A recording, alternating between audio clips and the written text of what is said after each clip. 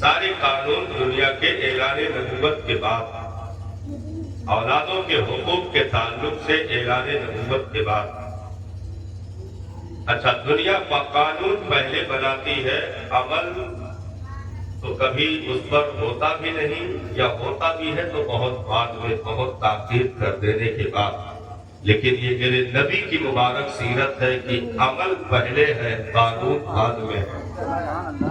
کردار و کیریکٹر کا اظہار پہلے ہے، اخلاقیات کے جلوے پہلے ہیں، اپنی زندگی کے انمول اوقات سماج میں، پبلک میں گزارنے کے وہ قیمتی لمحات پہلے ہیں، قانون بعد میں ہے، لوگوں کو حکم بعد میں ہے۔ پہلے پیغمبر اگر یہ دنیا میں آ کر کہتے تھے کہ لوگوں عورت پر اتیاچار نہ کرنا، ظلم نہ کرنا، عورت کو عزت دی جائے، بیوہ کو نفرت کی نگاہوں سے نہ دیکھا جائے، تو شاید کہ وہ بات بہت دور تک اثر نہ کر پاتی۔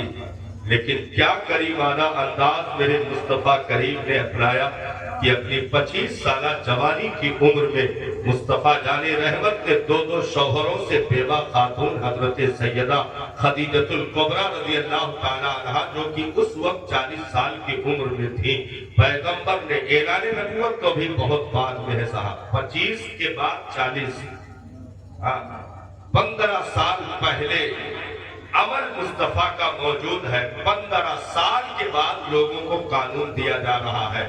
یعنی یہ دنیا قیامت تک قانون پہلے بنائے گی، عمل نہ بھی کرے گی یا کرے گی تو تاخیر میں کرے گی۔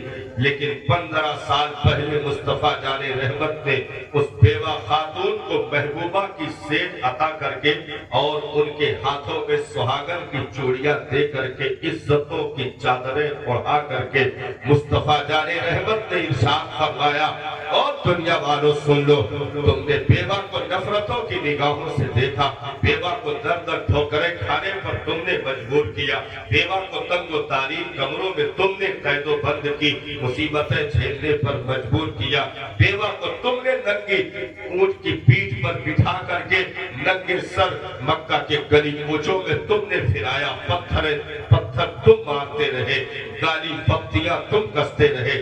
لیکن آؤ، بیوہ نفرت کے لائق نہیں، بیوہ نفرت کی چیز نہیں ہے، بیوہ گھن کرنے کی چیز نہیں ہے، بیوہ اپنے آپ کو اس سے دور رکھنے کی چیز نہیں ہے۔ لوگ کہتے تھے نا کہ بیوہ کا چہرہ دیکھ لیں گے تو کام نہیں بنے گا، بیوہ منحوس ہے معاذ اللہ۔ میرے مصطفیٰ جان رحمت نے اس بیوہ خاتون حضرت سیدہ خدیجۃ الکبریٰ کو اپنی نکاح میں لینے کے بعد اعلان فرما دیا، بیوہ آج کے بعد صرف بیوی ہی نہیں، پورے مسلمانوں کی ماں بن چکی ہے۔ اب ایک یہ چیز تھی نگاہوں میں کہ حضرت سیدہ اس وقت بہت زیادہ مال و دولت کی مالکہ تھی، تو لوگوں کے ایک گھرونے نظریات کہیں پھوٹ سکتے تھے کہ نبی نے دولت کے لیے عمر دراز سے شادی کر لی، نبی نے ثروت کے لیے عمر دراز سے شادی کر لی۔ لیکن پیغمبر کی جب زندگی آگے بڑھتی ہے تو دنیا نے دیکھا کہ ساری اولاد مصطفیٰ جان رحمت کی اسی بیوہ خاتون سے ہے، اور ارشاد فرمایا میری نسل میری بیٹی فاطمہ الزہرا سے چلے گی، اور وہ بھی بیٹی سب سے چھوٹی چوتھی بیٹی حضرت سیدہ فاطمہ، وہ بھی حضرت خدیجہ کے بدن مبارکہ سے ہے۔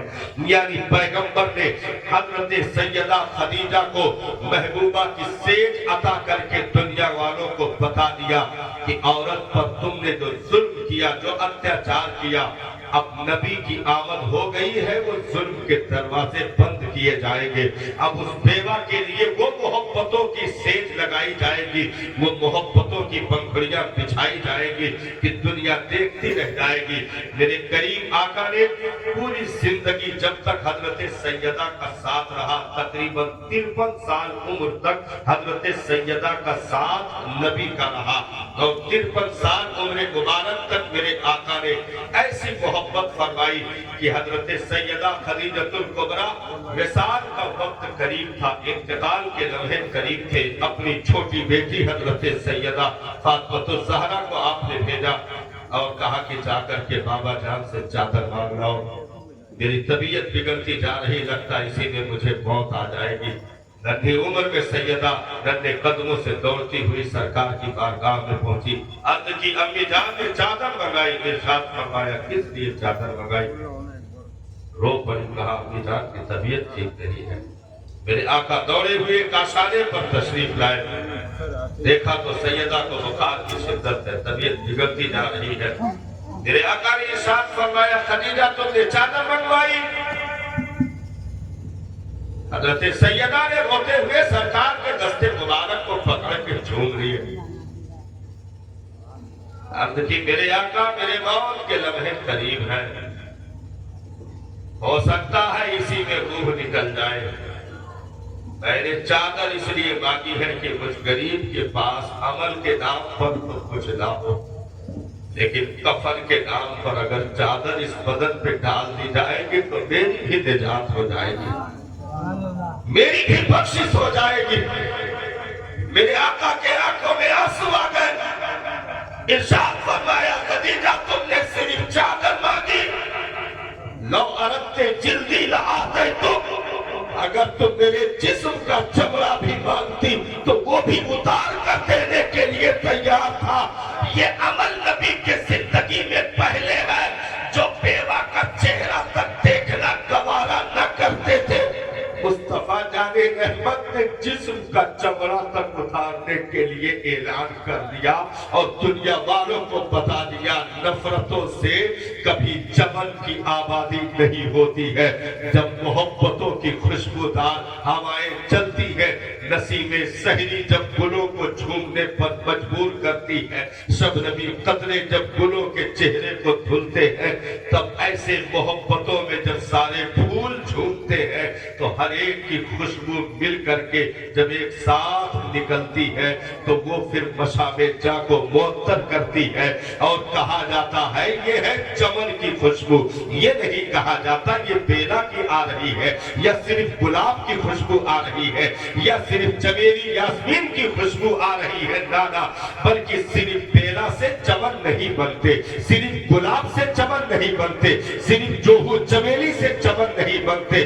جب ہزاروں ہزار رنگا رنگ پھول جب چمن میں لگتے ہیں اور سب جھوم کر کے خوشبو نچوڑ کر ہوا کے دوش پر سوار کر کے بھیجتے ہیں، تب جب وہ خوشبو ملتی ہے تو اسے صرف ایک گل کا نہیں بلکہ چمن کا خوشبو کہا جاتا ہے۔ اور یہ کہا جاتا ہے کہ اس نے مشام جاں کو معطر کر دیا تو پیغمبر نے محبتوں کا وہ درخت لگایا صاحب کہ سیدہ خدیجۃ الکبریٰ رضی اللہ تعالیٰ عنہا نے تو پھر اسلام کی بنیادوں میں وہ نمایاں کردار ادا کیا کہ پوری زندگی سرکار حضرت سیدہ کا ذکر برابر کرتے رہے، پوری زندگی حضرت سیدہ کا ذکر سرکار برابر فرماتے رہے۔ اور صرف ذکر ہی نہیں صاحب بلکہ حضرت سیدہ خدیجۃ الکبریٰ، آپ نے غار ہرا دیکھا ہوگا، غار ہرا تقریباً 5000 فٹ کی چڑھان بتائی جاتی ہے، 5000 فٹ کی۔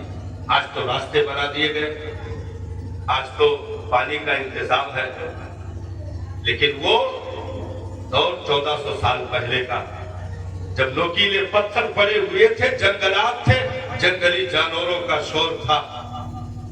ہم نے دیکھا جب جا کر کے وہاں اس گھاٹی پر صاحب اور پھر نیچے مکہ کی زمین دیکھی تو آنکھیں بھر آئی کہ کائنات کے مسلمانوں کی ماں نے پیغمبر کی زندگی میں کس قدر خون جگر دے کر کے سیلابی عطا کی کہ روزانہ حضرت سیدہ نبی عبادت کے لیے غار ہرا میں ہوتے، 3 دن 4 دن کے لیے سرکار ہفتوں کبھی رہ جاتے۔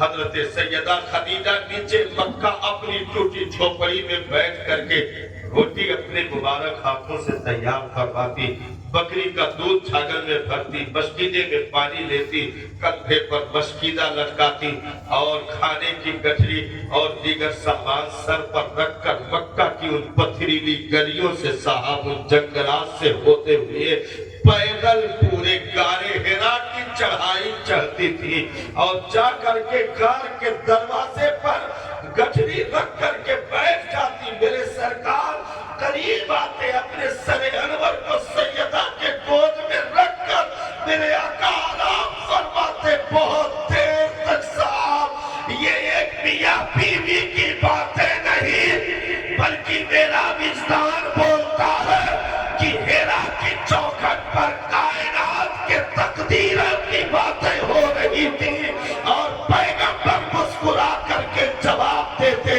حضرت سیدہ خدیجہ مسکرا کر کے سوال پوچھتی جواب دیتی. یہ محبتوں کا جبل پروان چڑھتا رہا. ایک دن حضرت سیدہ خدیجہ الکبریٰ رضی اللہ تعالیٰ عنہا وادی مکہ سے دوشے دان اپنے سر پر رکھ کر کے چلی. میرے سرکار ہیرا کے غار میں تشریف فرما تھے. اتنے میں حضرت سیدنا جبریل امین کی آمد ہو گئی. حضرت جبریل امین کی آمد ہو گئی. حضرت جبریل امین نے عرض کی سرکار ذرا باہر تشریف لائے نیچے دیکھیں. حضرت سیدہ سر پہ رکھ کر کے دوشہ دان چلی آ رہی تھی. حضرت جبریل نے دیکھا مسکرا دیے. عرض کی میرے آقا وہ جو خاتون چلی آ رہی ہے میرے آقا وہ جو خاتون آ رہی ہے رب نے اس مبارک خاتون کو سلام بھیجا ہے. رب نے اس مبارک خاتون کو سلام بھیجا ہے.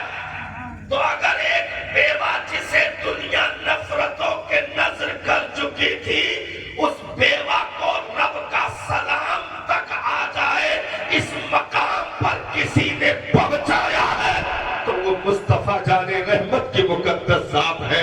میرے آقا کریم کی مقدس ذات ہے. حضرت جبریل نے کیا عرض کی سرکار وہ جو خاتون آ رہی رب نے ان کو سلام بھیجا ہے.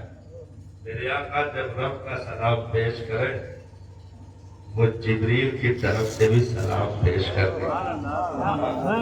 وہ جبریل کی طرف سے بھی سیدہ کو سلام پیش کر دیجئے. ان قربانیوں پر رب ملائکہ کے جھرمٹ میں رشک کر رہا ہے کہ دنیا میں اگر کسی نے زندگی نچوڑ کر میرے محبوب کے قدموں میں رکھ دی ہے تو وہ سیدہ خدیجہ الکبریٰ کی مقدس ذات ہے. روزانہ ذکر. ایک دن سیدہ عائشہ صدیقہ رضی اللہ تعالیٰ عنہ نے عرض کی سرکار اور بھی امہات المومنین گھر میں ہیں بار بار اس بوڑھی خاتون کا کیوں ذکر کرتے ہیں. میرے آقا کی آنکھیں بھر آئی. ارشاد فرمایا عائشہ مجھے خدیجہ کے بارے میں پریشان نہ کیا کرو.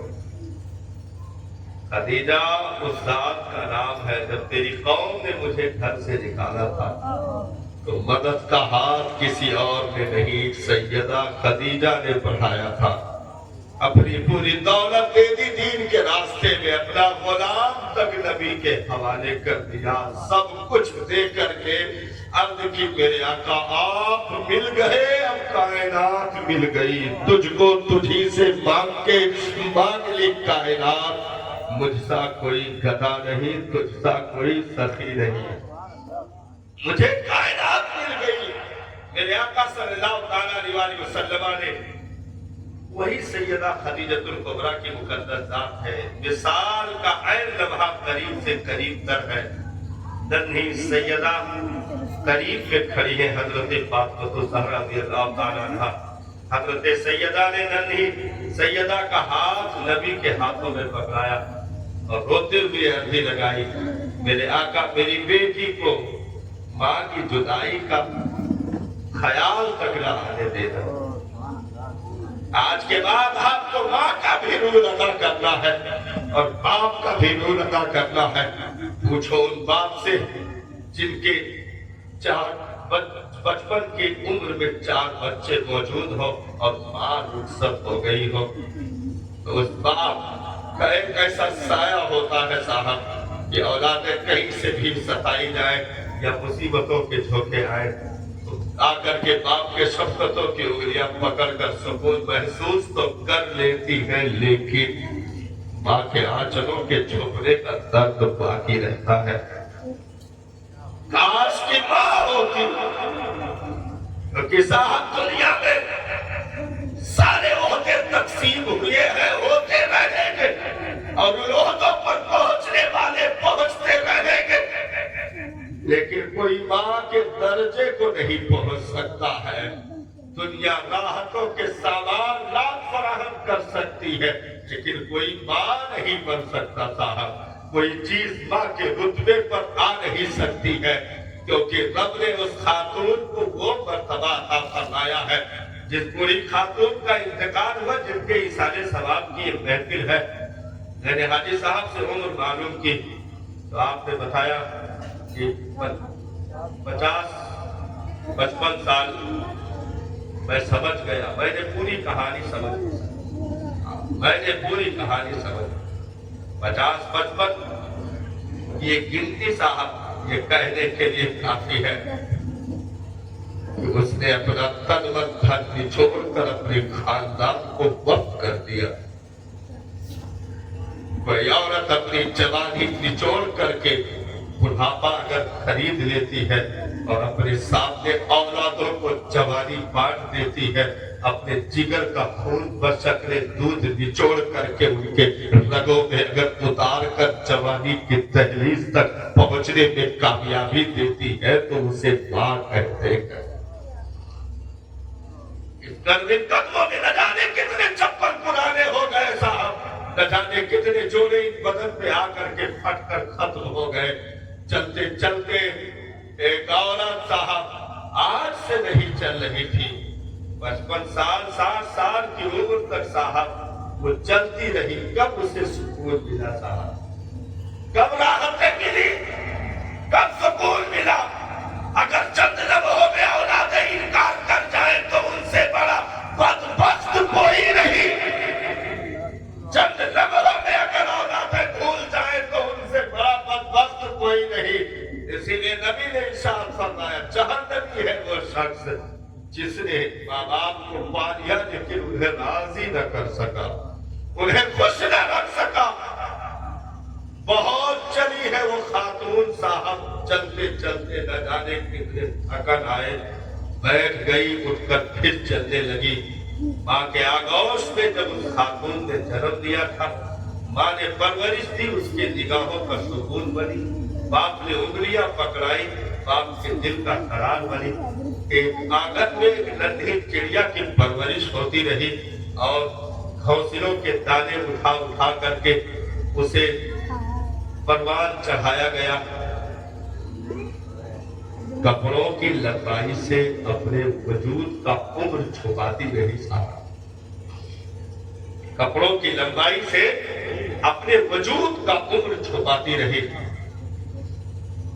لیکن ایک دن صاحب چند لوگ دروازے پر بیٹھے تھے، ابھی چہکتے ہوئے زیادہ دن بھی نہ گزرے تھے، ابھی تو ان آنگنوں کے حدود سے باہر بھی نگاہیں نہ گئی تھی۔ چند لوگ دروازے پر بیٹھے ہوئے تھے۔ ماں کس لیے آئے تھے؟ بیٹی تیرے رشتے کی بات چل، کیا وہ خوشیوں میں اچھل جائے گی؟ نہ صاحب، رشتے کے نیچے جو ٹکڑا چھپا ہوا ہے، بیٹی تجھے گھر سے باہر کرنے کی بات ہو رہی ہے۔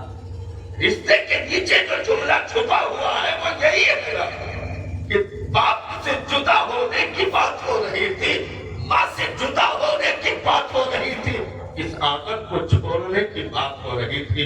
تاریخ متعین ہوئی صاحب، پھر جو آئے تھے پہلے اس سے بھی زائد لوگ پہنچ گئے، اور چلتے چلتے ایک باپ صاحب تھکن سے چور ہو کر کے شام کے دھدل کے آ گئے۔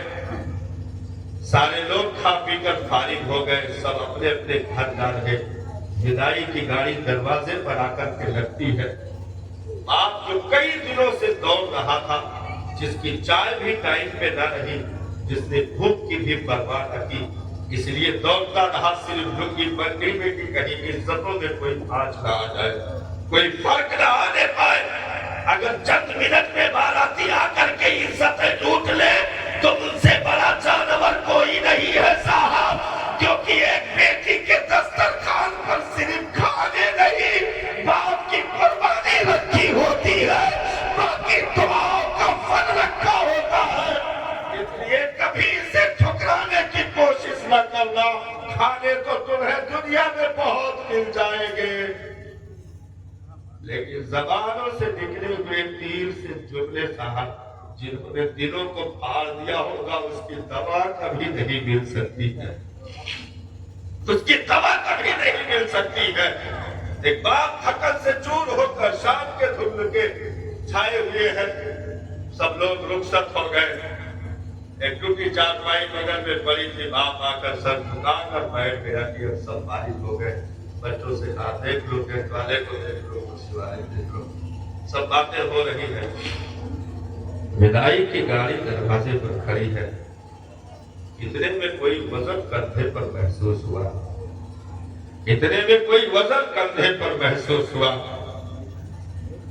سسکیوں کی آہٹوں نے اسے متوجہ کر لیا، مڑ کر کے دیکھا تو بیٹی تھی، کہہ رہی تھی بابا جان مجھے جانے کی اجازت دے دیجیے، بابا جان میرے لیے دعا کر دیجیے کہ آپ کی یہ چڑیا جو آپ کے آنگنوں میں 16-17 سال تک چہکتی رہی کم سے کم دوسرے کی چوکھٹ پہ جائے تو آپ کو سلامت رہے، عزت سلامت رہے، کم سے کم کوئی آپ کی عزتوں پر آنچ نہ آنے پائے، آپ کے پرورش پر کوئی داغ نہ لگنے پائے، وہ وزن ان کندھوں پر محسوس ہوا۔ صاحب میں نے ایک جملہ کہا تھا اس سے پہلے کہ اس بیچ میں جنازوں کا وزن کندھوں پر اتنا نہیں ہوتا صاحب جتنا کہ ایک بیٹی کے سر کا وزن ایک باپ کے کندھے پر وقت رخصت محسوس کیا جاتا ہے۔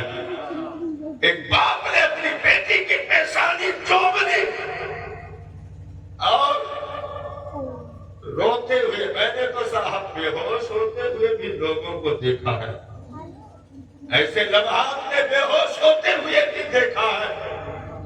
ایک باپ کی آخری وصیت جو جاتی ہے صاحب، ایک باپ کی آخری وصیت جو جاتی ہے، باپ آنکھوں کے آنسو چھپانے کی کوشش کرتا ہے کہ بیٹی رو رہی ہے، مجھے روتا دیکھے گی تو مزید غمگین ہو جائے گی، اس لیے باپ اپنے آنسو کو چھپانے کی کوشش کرتا ہے۔ اے پگلی چپ رہتی، کیوں رلانا چاہتی ہے کیا؟ چپ رہے، خاموش رہے، مجھے بھی رونا آتا، کیوں روتی ہے؟ تیرا باپ زندہ ہے، تیرا باپ موجود ہے، تو چل اس چوکھٹ پہ، میں صبح آؤں گا تیری خیریت پوچھنے کے لیے، میں آؤں گا تیرے حال چال لینے کے لیے۔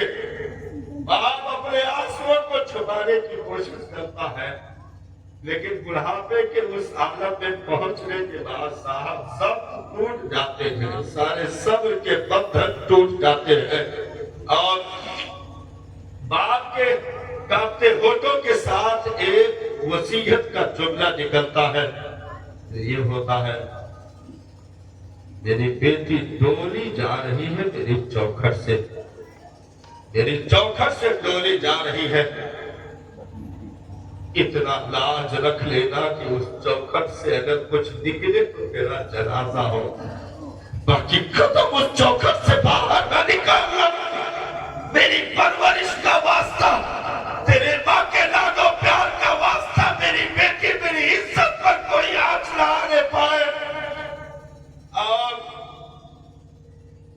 دولہے کے باپ سے ایک بیٹی کا باپ ہاتھ جوڑ کر کھڑے ہو کر کے روتے ہوئے عرض کرتا ہے، بہت بھولی ہے میری بچی، میں نے کبھی تماچے نہیں لگائے، اگر کاٹ بھی دیتا تھا کبھی بھولے سے تو کئی دن تک اس کے چہروں پر مسکراہٹ نہیں آتی تھی، اس لیے ذرا سنبھال کے، ابھی نادان ہے، بھولی ہے، آہستہ آہستہ زندگی کے گل سیکھ جائے گی، اسے کوئی تکلیف نہ ہونے دینا، کچھ ہو تو مجھے خبر کر دینا۔